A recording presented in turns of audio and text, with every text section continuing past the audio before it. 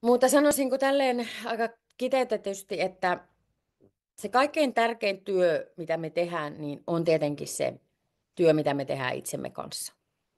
Se, että me opetellaan ensinnäkin rakastamaan itseämme, hyväksymään itsemme, olemaan myötätuntoisia itsellemme ja sitten myös ymmärtämään sit samalla, että sillä toisella on ihan samanlaiset mallistot kuin meillä, jotka ilmenee eri tavalla, mutta se ehkä sen sijaan, että itse vaikka tarvii sitä läheisyyttä, niin toinen ehkä tarvii, kun triggeröityy, niin nimenomaan sitä tilaa.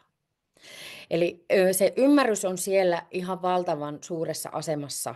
Eli ensiksi alkaa itse ymmärtää itseään ja samalla kun se alkaa se ymmärrys, niin alkaa myöskin semmoinen prosessi siellä omassa kehossa, että alkaa rakentaa rajoja itselleen ja myös sitten saamaan ikään kuin sen oman itsensä turvaan. Rakastaa itseään niin paljon, että voi itselleen tarjota sen turvan. Rakastaa itseään niin paljon, että tulee hyväksytyksi, nähdyksi, kuulluksi itsensä taholta, lopettaa itsensä hylkäämisen.